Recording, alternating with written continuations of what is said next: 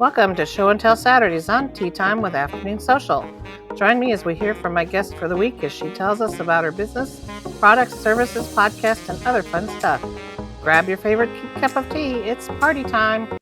Good afternoon and welcome back to Tea Time with Afternoon Social. I'm Teresa Lauterbach, your host, and today we have a fascinating guest from England. Her name is Abbie Carr. She's a founder and franchisor of LoveScience, a children's science activities business. Through personal issues, she became divorced and a single mom to 3 children. But she persevered and grew her business and found love again and moved cross country and became a granny and a stepmom.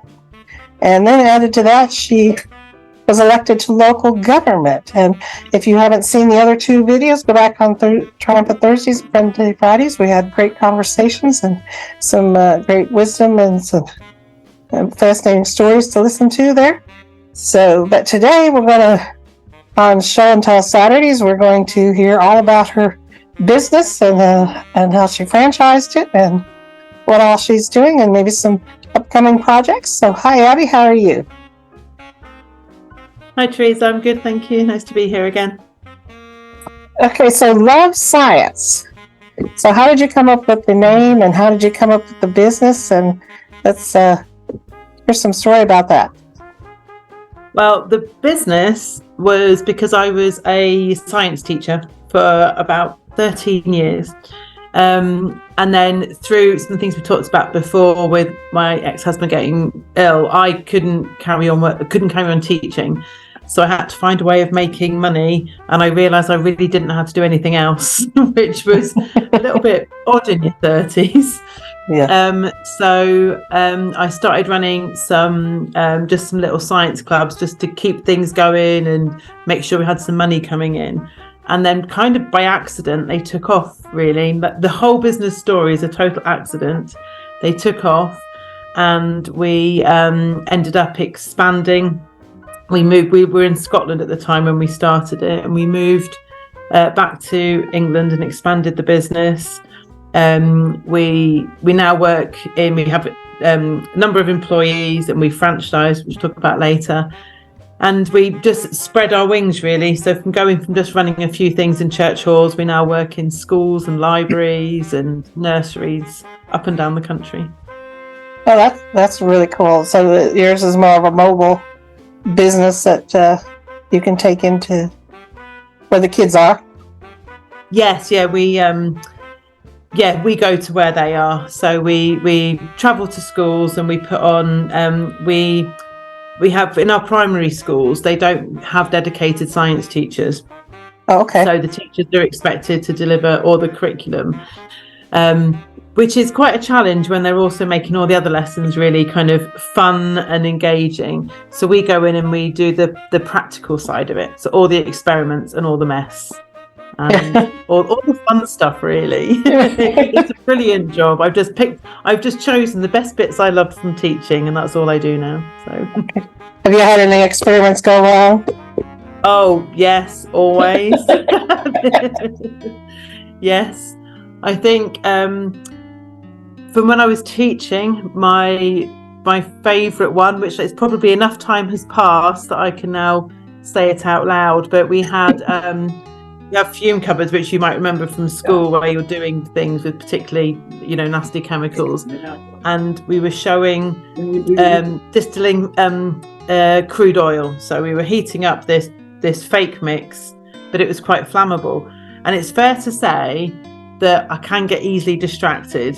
And so we were doing it in front of the kids, and I was doing a demonstration. And we just got talking about something else while it was going on. I was waiting for it, and one of the kids said, "Oh, the fume cupboard's on fire, miss." And I didn't really believe them. I turned around and it was on fire. That was my biggest dreadful experiment. But yes, all the time they kind of, someone puts something in the wrong. I mean, the experiments we do with the primary kids are much smaller than that. They're not so flammable. But and that's part of the thing we love about it, because with science, it gives kids a chance to fail, but safely. Something can go wrong, and rather than it be going, oh, it's a disaster, and this is what a lot of our kids think, it's like something goes wrong and it's the end of the world. You go, well, try it again, or what could we do differently, or it doesn't matter, or maybe something kind of cooler has happened. So actually, things going wrong, believe it or not, are a really good thing for us and a good thing for the kids. Yeah, that reminds me of one of my favorite quotes from is it Albert Einstein, where created the electric light bulb. It was Edison, yeah. Edison, yeah. Where, you know, it was just a thousand things that didn't work. It wasn't really. Yeah, exactly. Yeah. Yes, and I think, and that's why I've always loved science teaching, and why I love what we do now, because there's very few times in life that you can fail and it be okay, which is a terrible thing, really, because we fail all the time, don't we? That's how we grow. But for children, there can be a real fear of it, a real fear of things going wrong. And when you just go, oh, it's okay, we'll do it again, it's freeing. And then you say, like with Edison, you know, well, what could we change? And they come up with some ideas, and children are so inventive without even realizing it. So they'll suggest things. Even now, after all these years, a kid will suggest something that I've never even thought of. You think, like, you're brilliant. Wow, I didn't think about it that way. Yeah. And so how long did you have the business before you started franchising, and how did that come about? Well, I started it in 2013-ish, maybe a bit before, just as a very part-time thing. And then we went full-time in 2016 and became more serious, you know, got a logo and everything. That was the point I realized it was serious, and we got a logo, a proper logo. And then I think people had always thought we were a franchise. So we'd go to shows and events and schools, and people just assumed it was part of a bigger company. And I got really kind of precious about it. And so people said, well, have you thought about franchising? I was like, absolutely no way. Who could ever do this except me? Because we do, like, it's our baby, isn't it? And we get a bit precious about it. And then I was and then once I'd taken on some staff, you realise actually loads of people can do this just as well, if not better than you, don't you? And then when I moved, so we're based in Yorkshire now, and I was in North Yorkshire, and I live in West Yorkshire, and the scales aren't quite the same as you have in the States, but for us it was quite a big move. And the team that I had there, the business had grown quite big, so we said either we can run it as a branch with me moving the head office, or it might be a good time to franchise. So basically said, if any of you feel like you would like to take it on as a franchise, kind of let's do it. And one of them, Emma, did, and I mean, she's just fantastic, and she's just taken it and run with it, and it's brilliant.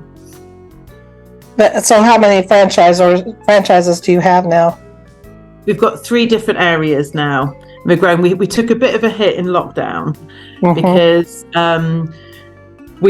she took the first franchise in the September of 2019, and we thought, okay, well, let's give it 2 school terms, so kind of till Easter 2020 as a pilot, and then we'll start rolling it out. But of course, before we got to Easter 2020, all the schools shut and we weren't allowed near anybody. So that was obviously really challenging, because all of a sudden, you know, Emma had trusted me with her money and her, you know, career, and we had like nothing. That was it. We literally stopped overnight, and that we just couldn't go into schools, couldn't do anything. So we did come through it, and that was quite a lot of pressure. We were lucky because over here, our children's activity providers, it's quite a big, you know, quite a lot of places are franchised. It's quite a big part of our franchise kind of sector, and a lot of those didn't make it through. So we did well. We came through, and I think last year, because we've only really been back 1 full school year, and it was our best that we've ever had. So now we're kind of cracking on with it. But yeah, I wanted to kind of make sure it was quite a shock, really. So I thought, just want to make sure it can actually still work again before we take anyone else on. Yeah, because this is not a business that you have to be with the kids hands on. You can't be telling them to do something. Like I said, they can't be catching their house on fire while you're on a Zoom call. Exactly.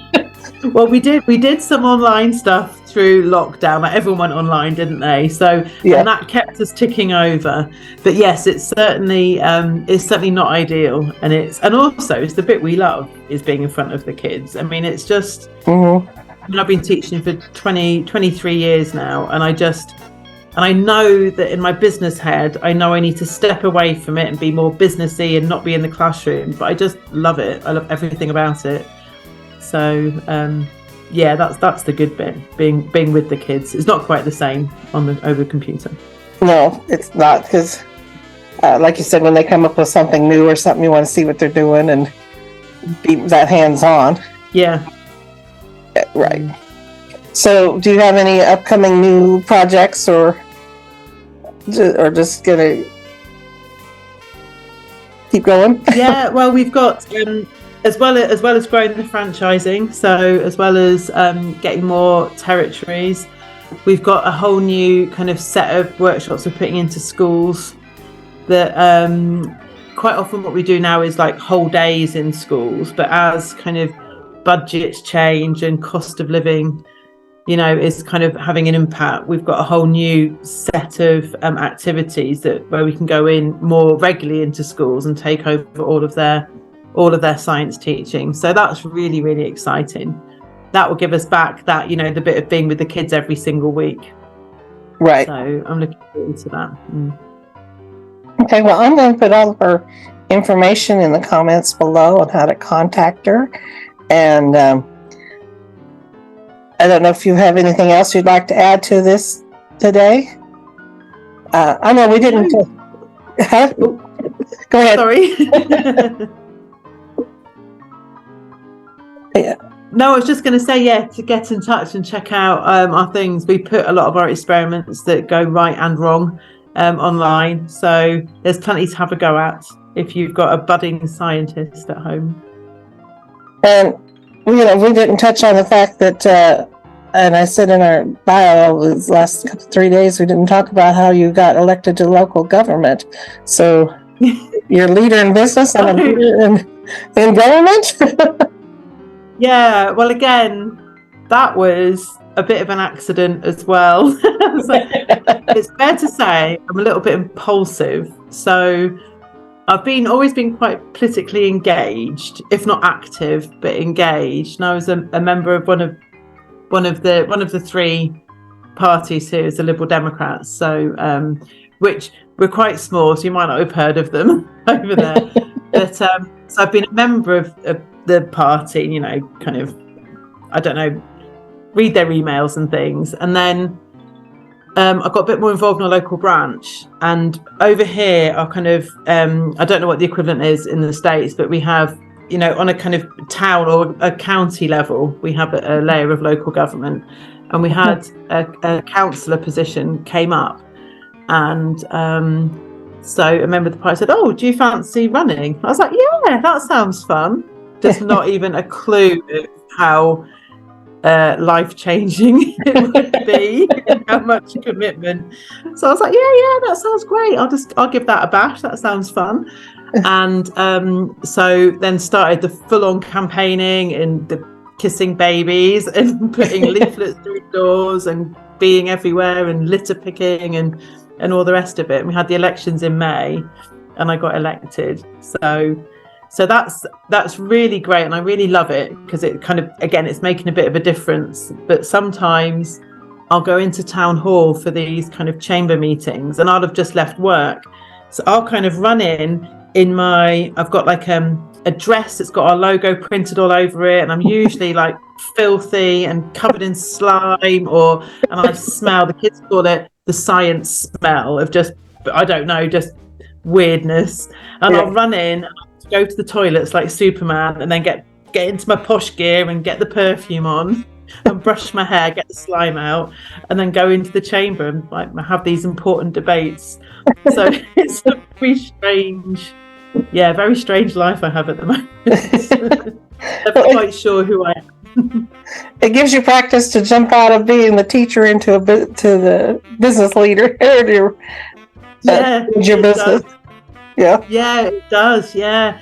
And sometimes, we have these, really intense discussions and things like that. And sometimes I'll go, like half an hour ago, I was making snot with 8-year-olds, and I kind of think, oh, what a strange life. Yeah. But I love it. Yeah. Yeah. I love how you kept saying accidental, because that's how this podcast even started. It was accidental. I didn't even know I was podcasting. Oh, really? Yeah. So, okay. Well, is there anything else you'd like to leave our audience with today? No, not really. Just, I think, like the accidents, I think that the overwhelming arc of my life is the more you try and control it, the less control you have. And sometimes you just got to go with it, haven't you? When things come along, even if you're not sure where it'll go, just kind of roll with the punches. And good stuff normally happens at the end. Yeah. I like your experience. Things kind of explode and yes, create you this wonderful life and happiness. Yes. So, well, thank you so much for joining us on this extended weekend. And like I said, I'll put all her contact information in the comments below, and maybe we'll connect with Abbie later. So thank you so much for joining us on Tea Time with Afternoon Social. We'll talk with you later. Oh.